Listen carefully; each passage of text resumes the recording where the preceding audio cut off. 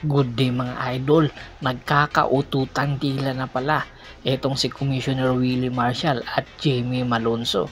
At ayon nga sa isang kuliglig, nagkakaututang dila nga daw ito at posible daw pagbabalik ni Jamie Malonzo sa PBA.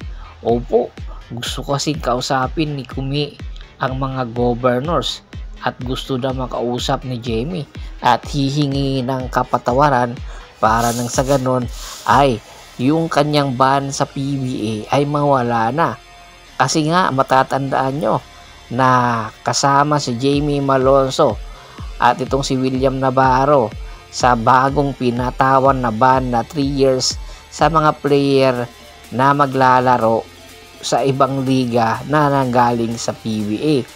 Kaya naman ito ngayon ang tsansa ni Jamie Malonzo na ipakita sa mga fans at especially sa Japan na nagkamali nga sila sa pagbibitaw at pag-buyout ng kanyang kontrata doon sa Japan.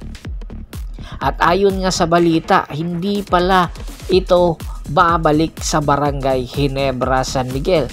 Opo, gagawin lang daw itong trade asset si Jamie Malonzo para nang sa ganoon makakuha na mas maganda at mas di kalibring player kay Jamie Malonzo.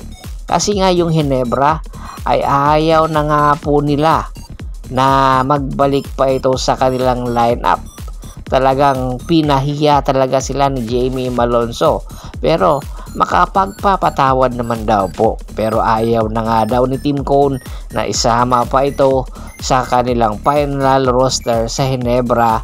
At nakita naman po natin, hindi rin siya naisama sa final roster sa Gilas, Pilipinas para sa FIBA World Cup na kung saan nga magaganap sa Guam na makakalaban nga po ang Gilas. At ayon sa balita, ang destinasyon nga daw po nitong si Jamie Malonzo ay ang Pure Blend Titan. Opo, na kung saan dating Northport Batangpier at dito na rin po nanggaling itong si Jamie Malonzo. At ang possible po na magiging kapalit ni Jamie Malonzo ay itong si Calvin Abueva na nagbigay na rin ng hint na posible mayroong monster trade na mangyayari.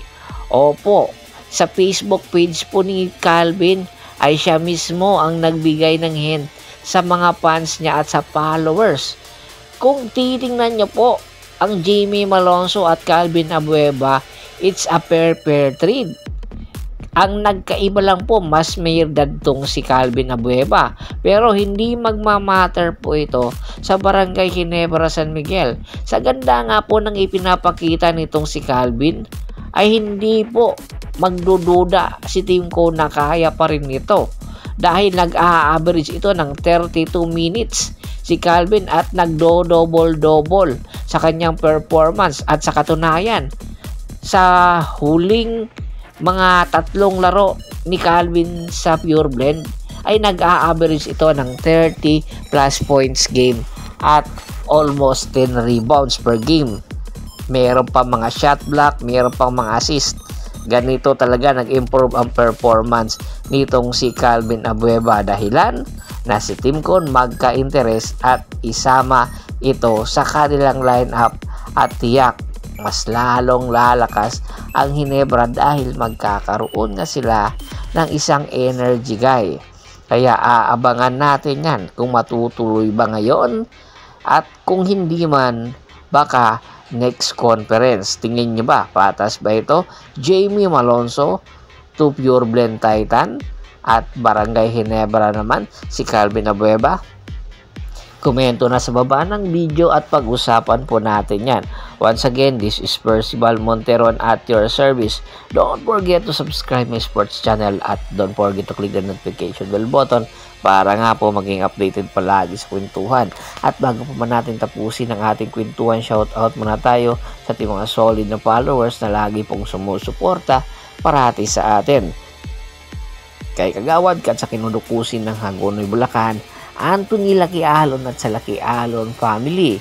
Kay Sir Jerry Nova Bitaw, Julius Droche, Yornel Belges, Yunel Alicante, Ricky Lanza ng Ricky Rider TV ng Tansa Cavite, Anthony Lucky Alon, at pakibisita na rin po sa mga Facebook fanpage ko na Hapris PH3, Paul Goso at Boston para po sa mga karagdagan sports sa pining. Maraming salamat po.